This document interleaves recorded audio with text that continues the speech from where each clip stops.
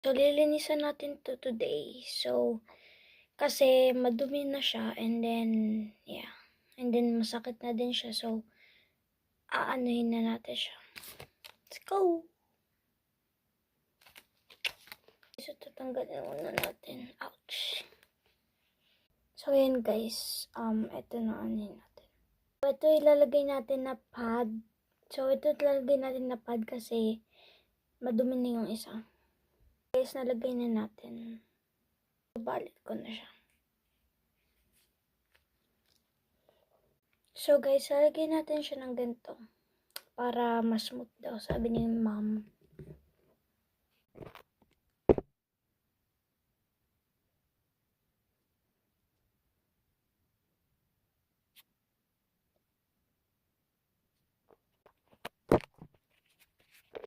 So we're done!